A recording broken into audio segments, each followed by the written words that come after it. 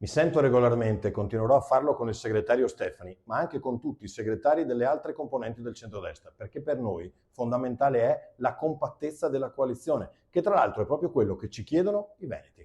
La voce ufficiale della Lega Veneta è quella di Alberto Stefani e con lui di corsa in solitaria di certo non si parla. Lo dice con altre parole, ma il succo è questo, Luca De Carlo, coordinatore regionale di Fratelli d'Italia, all'indomani dell'incontro al K3 di Treviso dei segretari di sezione della Marca, riuniti per esprimere il loro dissenso verso la bocciatura del terzo mandato da parte degli alleati e spingere per una corsa, appunto, in solitaria. Per i meloniani quello di andare uniti è invece un mandato ricevuto dagli stessi elettori. Siamo convinti che, come avviene in Regione, come è avvenuto su tanti temi e programmi negli ultimi 15 anni, il centrodestra possa e debba continuare a lavorare unito per il bene dei cittadini veneti. Ma il K3 va in scena tutt'altro film. I leghisti mettono nero su bianco le loro condizioni che, se non accettate, farebbero saltare il banco e inviano il verbale al segretario regionale. Prima di tutto che vuole il rispetto reciproco.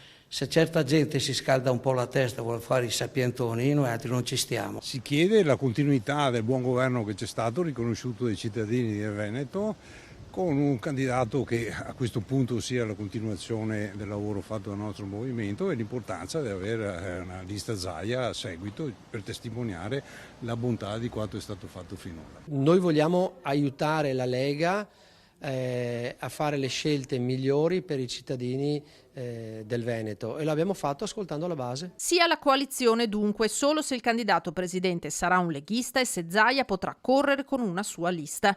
Unica strategia per la Lega per non soccombere alle urne al partito di Meloni. A Treviso ne hanno discusso i militanti, a Vicenza il direttivo provinciale, Padova, sotto una più stretta influenza dei salviniani, si divide. Il segretario provinciale Nicola Pettenuzzo rimanda tutto a un confronto tra sindaci leghisti sabato a Treviso all'evento organizzato a Santa Caterina.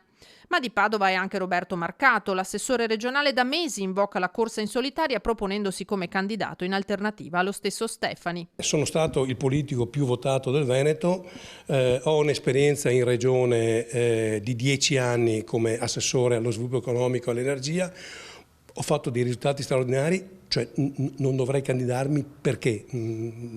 Poi dico, non è che sì, abbiamo tutti i premi Nobel candidati al posto mio, per cui insomma, al Presidente della domanda si candiderebbe, certo che sì. Il partito oggi ha bisogno di fare un risultato stratosferico.